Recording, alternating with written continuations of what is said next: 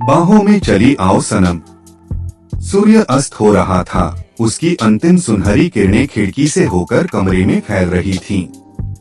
लेकिन रजत की आंखों में वो चमक नहीं थी जो हमेशा हुआ करती थी।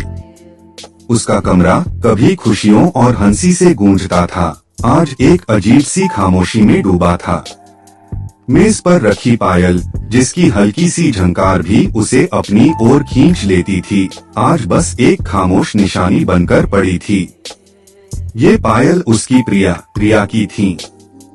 रिया के जाने को 1 महीना हो चला था। वह एक प्रोजेक्ट के सिलसिले में दूसरे शहर गई थी, बस कुछ हफ्तों के लिए। लेकिन रजत के लिए हर एक पल एक युग जैसा था। रिया के बिना उसका जग सूना हो गया था। पहले वो सुबह उठकर रिया की मीठी आवाज सुनने का इंतजार करता था, अब बस खालीपन था। चाय की पहली चुस्की भी बेस्वाद लगती थी, क्योंकि उसे बांटने वाली कोई नहीं थी।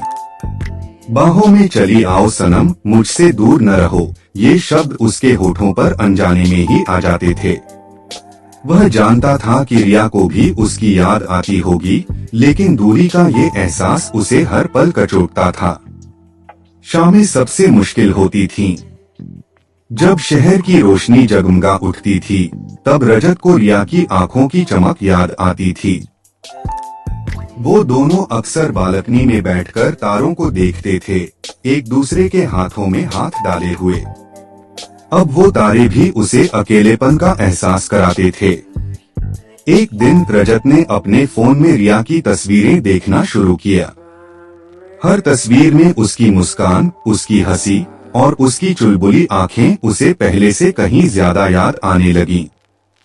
एक तस्वीर में रिया उसकी बाहों में सिमटी हुई थी, उसकी आंखों में असीमित प्रेम था। उस तस्वीर को देखते ही रजत का दिल भर आया। उसे लगा जैसे रिया उसके करीब है, उसकी सांसों में है। उसने फोन को सीने से लगा लिया और उसकी आंखें नम हो गईं।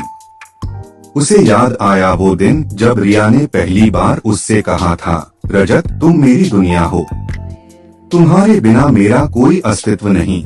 आज रजत को रिया के उन्हीं शब्दों का अर्थ समझ आ रहा था। उसके बिना उसका भी कोई अस्तित्व नहीं था। हर चीज बेजान लगती थी।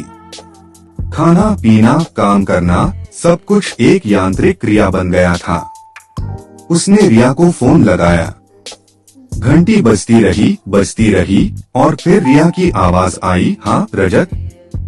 सब ठीक है, रजत ने अपनी भावनाओं को काबू करते हुए कहा, रिया मैं ठीक नहीं हूँ, मैं तुम्हें बहुत मिस कर रहा हूँ, तुम्हारे बिना ये जग सूना है, हर पल तुम्हें महसूस करता हूँ। रिया की आवाज में भी नमी थी, मैं भी तुम्हें बहुत याद कर रही हूँ रजत। यह प्रोजेक्ट लंबा खींच रहा है, लेकिन मैं जल्द ही वापस आऊंगी। जल्द ही कितना जल्द, रजत की आवाज में बेसब्री थी। मुझे तुम्हारी बाहों में आना है रिया, मुझसे दूर न रहो। रिया हल्की सी मुस्कुराई। रजत मैं भी यही चाहती हूँ, मैं सब कुछ छोड़कर तुम्हारे पास आना चाहती हूँ। उनकी बातें देर तक चली। रजत ने रिया को बताया कि कैसे उसका कमरा खाली लगता है, कैसे उसकी पसंद की किताबें उसे पसंद नहीं आती और कैसे उसके बिना हर गाना अधूरा लगता है। रिया ने भी बताया कि कैसे उसे अपनी पसंद की कॉफी में भी वो स्वाद नहीं मिलता जो रजत के साथ बैठकर मिलता था। अगले कुछ दिन रजत ने खुद को थोड़ा संभाला।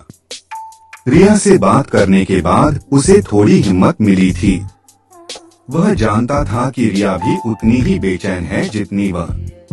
उसने अपने दिन काम में और कुछ दोस्तों के साथ बिताने की कोशिश की, लेकिन उसके दिमाग में हमेशा रिया ही रहती थी। फिर एक सुबह उसके दरवाजे पर दस्तक हुई।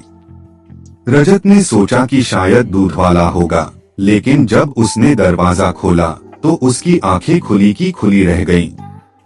सामने रिया खड़ी थी, उसके चेहरे पर एक प्यारी सी मुस्कान थी। रिया, रजत के मुंह से बस इतना ही निकल पाया। रिया ने मुस्कुराते हुए कहा, तुम्हारे बिना जग सूना है ना? तो मैं चली आई। बाहों में चली आओ सनम, मुझसे दूर न रहो, ये तुमने ही तो कहा था। रजत ने एक पल भी बर्बाद नहीं किया। उसने रिया को अपनी बाहों में भर लिया। वो आलिंगन इतना मजबूत था, इतना गहरा था, जैसे सदियों की प्यास बुझ गई हो। रिया ने भी उसे कसकर पकड़ लिया, उसके सिर को रजत के कंधे पर टिका दिया।